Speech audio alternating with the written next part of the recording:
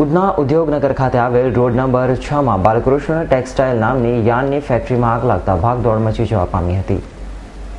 ઉધના ઉદ્યોગનગર ખાતે આવેલ road number 6 માં બાલકૃષ્ણ જરીવાલાની બાલકૃષ્ણ ટેક્સટાઇલ નામની યાર્નની ફેક્ટરી આવેલી છે, જે ફેક્ટરીમાં સવારના સમયે અચાનક આગ લાગતા ભાગદોડ મચી જવા પામી હતી, જે અંગે ફાયરને જાણ કરાતા તાત્કાલિક ફાયરની ટીમે સ્થળ ઉપર પહોંચીને આગ ઉપર પાણીનો મારો કરી કાબુ મેળવ્યો હતો, જ્યારે આગમાં लाखों मत्ता स्वाहा થઈ ગઈ હોવાનું જાણવા મળ્યું છે।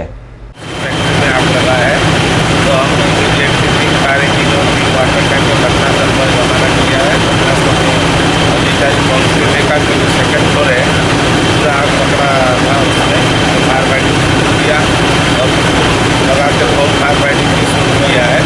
अभी पूरा परिस्थिति अंडर कंट्रोल है और थोड़ा पुलिंग की काम भी चालू है।